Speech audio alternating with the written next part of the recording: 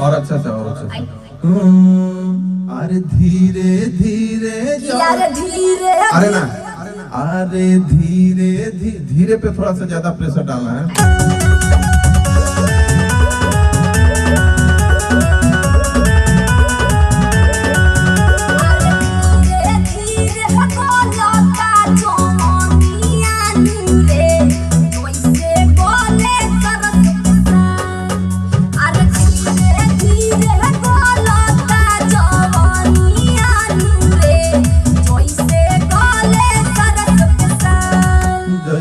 गले सरसों के साग थोड़ा और मीठा गाओ, ज्यादा हार्ड हो रहा है सूप। आ जाओ।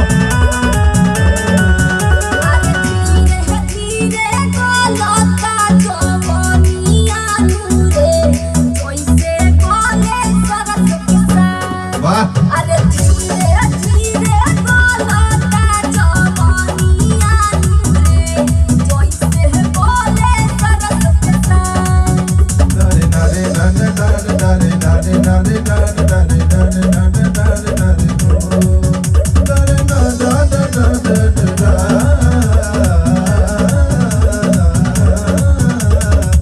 यहीं पे थोड़ा मेहनत करना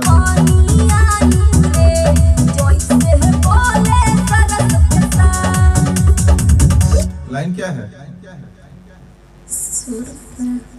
अदारे नारे नादे दारे नारे नारे लाइन बोलो ना, लाइन क्या लिखा है रविंदर जी? कि बड़े भत्तर हमारे रोवत बड़े भत्तर हमारे रोता रे सुरसी रोता रोता नहीं ज्यादा वर्ड है।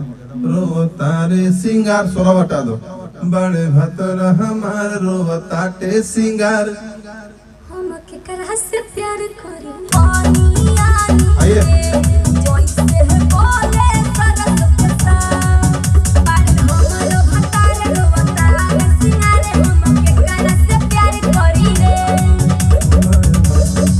बाहर बाड़े भतार न होगा जी।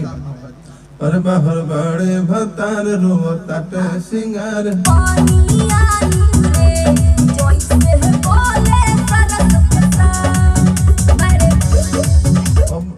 बड़े बाहर बाहर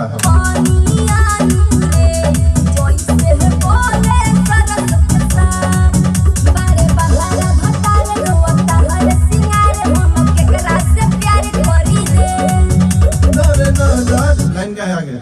इसको फिर से एक बार लो।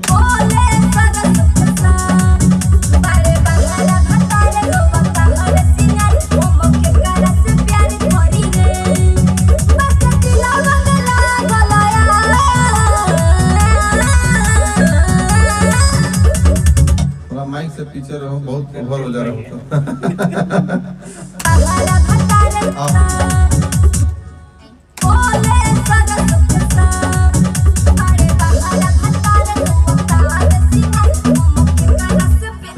बड़े बहारा भतार रोता टे सिंगार थोड़ा मधुर गाओ।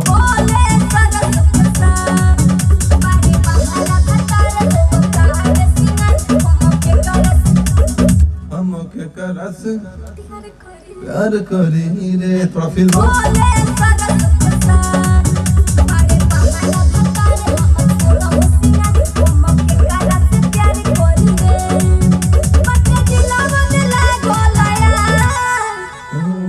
हो बाटे दिलवा में आवाज बोल रहे तो थोड़ा पीछे हो जाना हल्का सा। क्या लाइन है? लाइन क्या है? बाटे दिलवा में लागल यार आग सुनो ओ बाटे दिलवा में लागल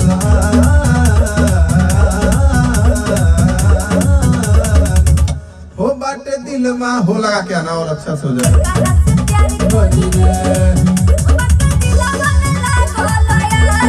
अरे हो बाटे दिलवा में लागल नीचे तो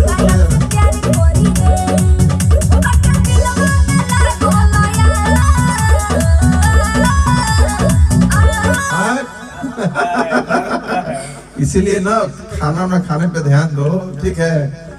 थोड़ा सा इसमें सांस का जरूरत है। हो बटे दिलवा में लागल यार,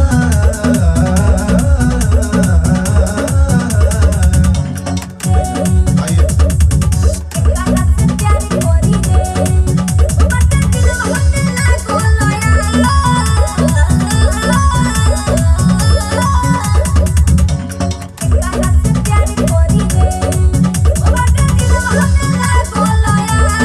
एक काम करो, तुम हो हटा दो, तुम वहां पर मिस हो जा रहा है। बाड़े लागल क्या है?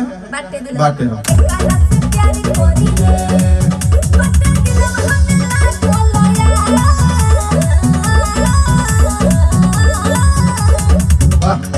ठीक है।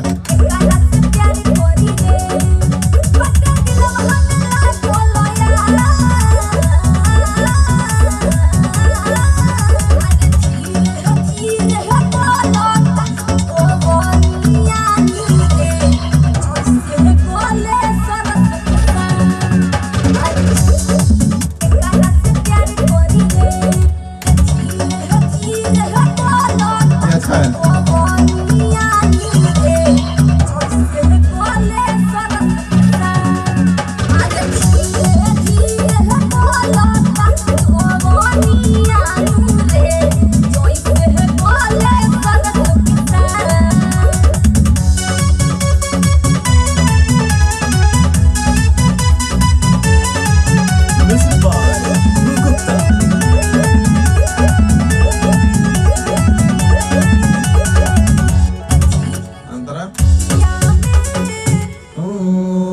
दरिया में ऐसे नहीं,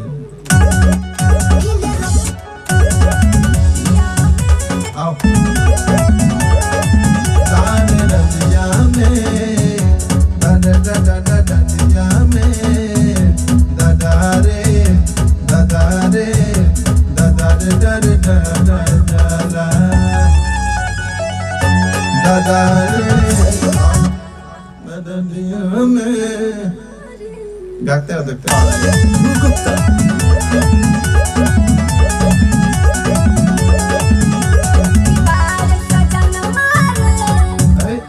क्या लाइन है?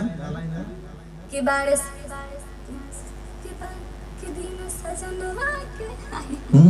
कि दिन सजनवा के बिना कि बिना सजनवा के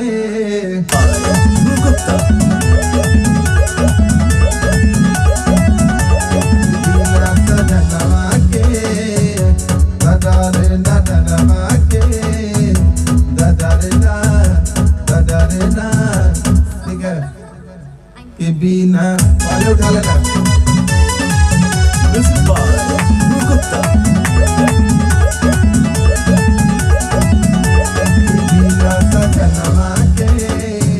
एक काम करो, दिक्कत हो रहा तो तुम आगे उठाओ। आओ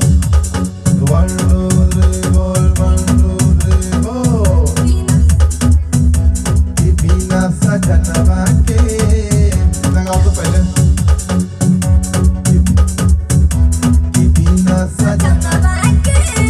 आराम से गाओ।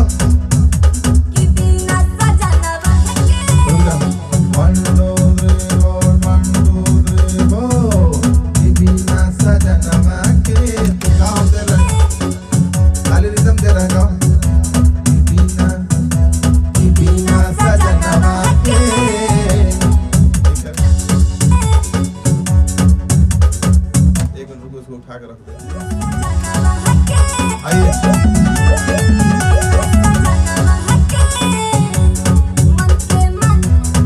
लाइन क्या लाइन क्या लाइन है? कि मनवा के कबल है मनारी मनवा के कबले मनावे, मनवा के कबले मनावे के की हटा दो।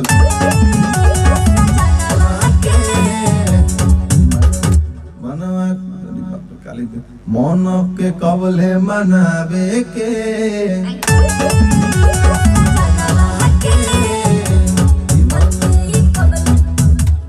मन के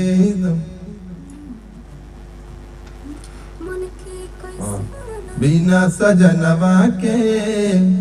अरे तू तो मनाई मनाई कबले ई मनवा के, तो तू गलत काहे बोल रही हो? सजनवा के मनाई कबले मनवा के, मनाई कबले मन कबले जल्दी बोला पड़े।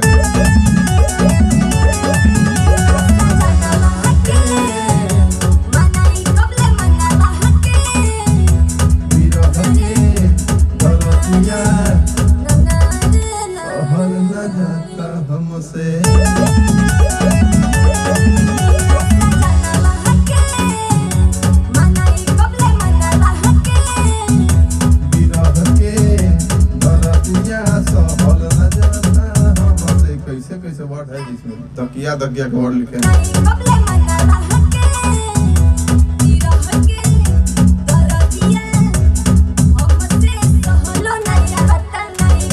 थोड़ा सा कम करना।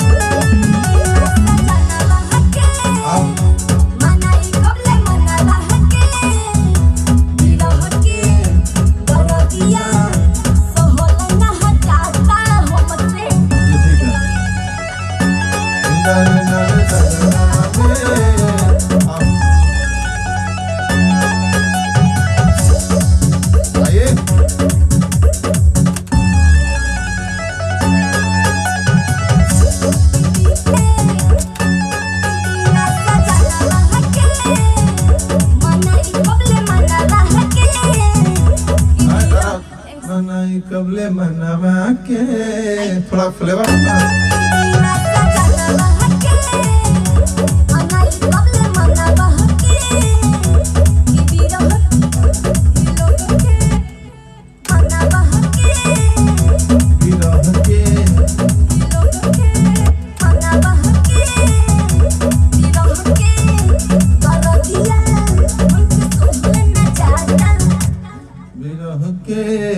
दर्दिया ना हमसे सोना लगा दो, ना हमसे सहल जाता।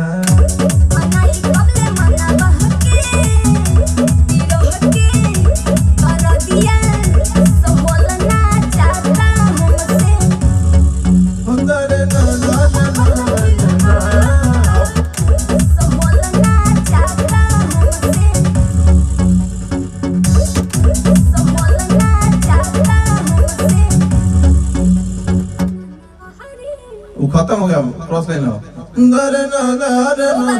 नहीं हो गया, दोनों बार हो गया।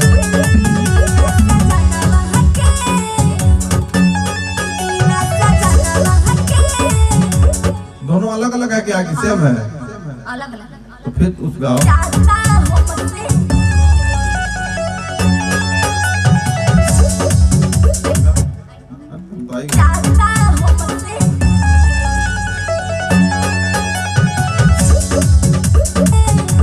क्या लाइन है, बोलो ना लाइन पर। या रोता कंगनवा रे, रोता कंगनवा रे, क्या होना चाहिए? रोता इधर देखो ना, उधर देखो। रोता कंगनवा रे, क्या है? कि एक पलंगनवारी रोता कंगनवारे, कि एको पलंगनवारे, आंगनवारे या अलंगवारे, क्या ना है उसमें? अंगनवा। हम भी देख लें। कि रोता कंगनवारे, एको पलंगनवारे, सजन बिना। आओ हाथ पे इतना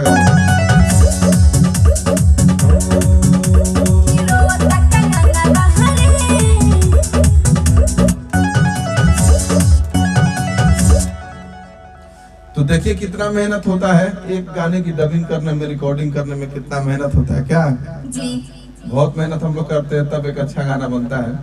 अगर ये गाना अच्छा लगे तो चैनल को सब्सक्राइब करिए, लाइक करिए, कमेंट। आज लक्ष्मी ऑडियो वीडियो से एक गाना मेरा रिकॉर्ड हो रहा है। आप लोग उसे सुनकर कमेंट बॉक्स में जरूर बताइएगा कि कैसा लगा। चैनल को सब्सक्राइब कीजिएगा। बेल आइकन को दबाना ना भूलिएगा।